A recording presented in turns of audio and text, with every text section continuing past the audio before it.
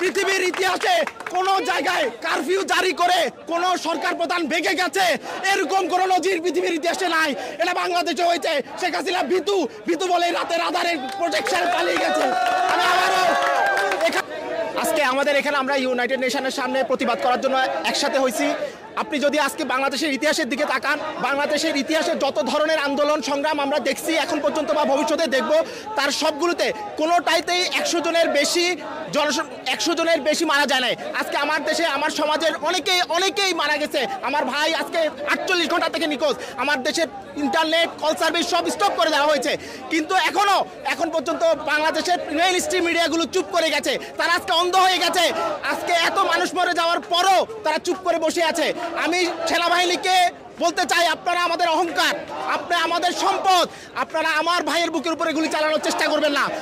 আর যদি চেষ্টা করেন আমার এখান থেকে পাঠানো রেমিটেন্সের টাকায় আপনি যে অস্ত্র কিনেছেন সেই অস্ত্র দিয়ে যদি আমার ভাইয়ের উপরে একটা গুলি চালান তাহলে এর পরিণাম ভালো হবে না। বাংলার মানুষ আপনাকে ক্ষমা করবে না। যুদ্ধ অপরাধ ট্রাইব্যুনালের মতো আরেকটা ট্রাইব্যুনাল করে বিচার করা হবে। আপনারা আমাদের সম্পদ, আপনারা আমাদের অহংকার, সেনাবাহিনী আমাদের অহংকার। কেউ কোনোদিন কোনো ট্যাঙ্ক থেকে কোনো গুলি চলবে না।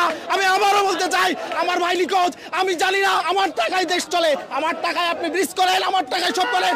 আর আজকে আমি প্রবাসী ভাইদেরকে অনুরোধ করব, ভাই কিছুদিনের জন্য টাকা পাঠানো, ডলার পাঠানো বন্ধ করে দেন। এই সরকার নামতে বাধ্য। আমার কথা একদম স্পষ্ট, আপনি যদি ক্ষমতায় থাকতে চান তাহলে জাতির উদ্দেশ্যে নিঃশর্ত ক্ষমা চাইতে হবে। পৃথিবীর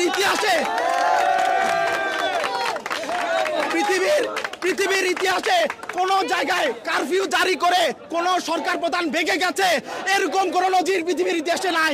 এটা বাংলাদেশে হয়েছে। শেখ হাসিনা ভীতু বলে রাতের আধারে প্রোটেকশন পালিয়ে গেছে। আমি আবারও এখানের মানুষ দেখুন আজকে এদের কোনো স্বার্থ নেই। এরা নিঃস্বার্থভাবে এখানে এসেছে।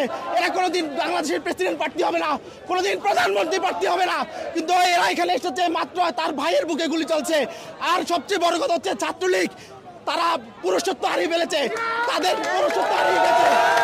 তাদের ডিএনএ টেস্ট করা দরকার। যদি পুরুষ হতো তাহলে একটা নারীর উপরে এভাবে ঝাঁপিয়ে পড়তে পারতো না। এরা পুরুষ না, এরা পুরুষ নামের কলঙ্ক, এরা হিজড়া।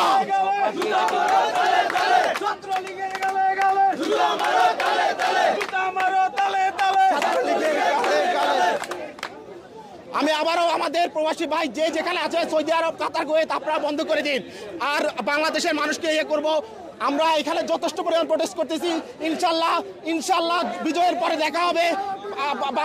বাংলাদেশের ছাত্রদেরকে অনুরোধ করব, ভাই তোমরা অনেক রক্ত দিয়েছ, তোমাদের কাছে আমরা আজীবন ঋণী। 71-এর ফ্রিডম ফাইটারের পর আবার যদি কোনো বিশ্রেষ্ঠ ঘোষণা করতে হয় তবে আজকে যারা রক্ত দিয়েছে, আজকে যারা প্রাণ দিয়েছে তাদেরকে ঘোষণা করা হবে। এবং আমি আরো বলতে চাই, উদয়ের পথে শুনিকার বাণী, ওরে ভয় নাই, নিঃশেষ প্রাণ করিবে যে দান, তার ভয় নাই। ধন্যবাদ।